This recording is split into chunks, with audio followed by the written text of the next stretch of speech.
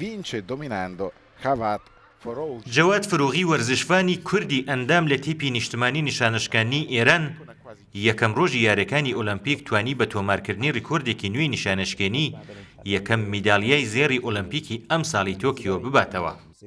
ماڵپەڕی بەسیرەت کە سەر بە جێگری سیاسی فەرماندەی گشتی سوپای پاسارانە یەکەم ماڵپەڕ بوو کە بە ناوی پاسداری قارەمانەوە باسی ئەم وەرزشوانەی کرد و پێشوازی لەو میدالهێنانەوەیە کرد. ماڵپەڕی بەسیرەت نووسیوێتی فروغی پاسدار و پەرستارێکی ئێرانیە کە توانیوێتی وەک بەتەمەنترین وەرزشوان ببێتە خاوەنی میدالیای زێڕ. سەردار غوڵامڕەزا سلەیمانیش سەرۆکی ڕێکخراوی بەسیج کە یەکێک لە پێنجلقی سەرەکی سوپای پاسدارانە لە یەکەم بەرپرسانی باڵای ئێران بوو کە بە بۆنەی ئەم سەرکەوتنەوە بەناردنی پەیامێک پیرۆزبایی لە جەواد فروغی کرد. ماڵپەڕی تەسنیمیش گفتوگویەکی لەگەڵ فروغی کردووە کە تێیدا ئاماژە بە بەشداری فروغی لە شەڕی سووریا کراوە.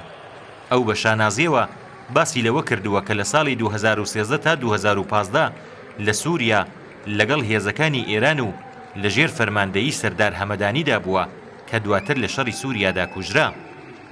ئاژانسی فارسی سەر بە سوپای پاسدارانیش بە ناوی پاسداری پەرستارەوە باسی لە فروغی کردووە و بە ئاماژەکردن بەوەی ناوبراو لە شەڕەکانی سووریا و لە چوارچێوەی سوپای قودسدا بەشدار بووە وتوویەتی ناوبراو جیا لە کاری سەربازی کاری پەرستاریشی کردووە و تەنانەت بریندارەکانی داعشیشی تیمار کردووە. کامیل بۆکانی، کوردستان 24.